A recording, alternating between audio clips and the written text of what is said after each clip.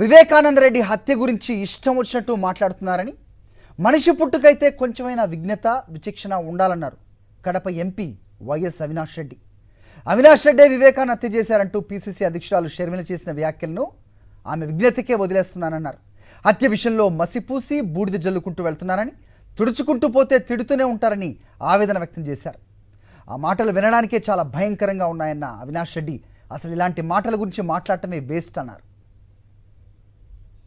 వినడానికి ఎంత భయంకరంగా ఉంటుందంటే అంత భయంకరంగా ఉంటుంది. కానీ వాళ్ళ విజ్ఞతకే వదిలేద్దాం, ఆ మాట వాడే వాళ్ళ విజ్ఞతకే వదిలేద్దాం.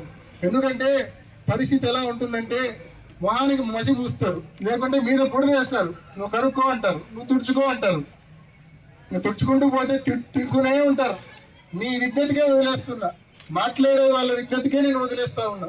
ఎక్కువ దీని గురించి డిస్కషన్ కూడా అవసరం లేదు. మాట్లాడే వాళ్ళు ఎంత కావాలంటే అంత మాట్లాడుకోండి, నాకు ఏ అభ్యంతరం లేదు. కానీ మనిషి అన్నాక కొంచెము విజ్ఞత విచక్షణ అనేది కొంచెమైనా ఉండాలని చెప్పి నేను కోరుకుంటా. మనిషి అన్నాక, మనిషి పుట్టుకే అయితే కనుక తప్పకుండా కొంచెమైనా విజ్ఞత విచక్షణ ఉండాలా, కొంచెమైనా ఇంకిత జ్ఞానం ఉండాలా.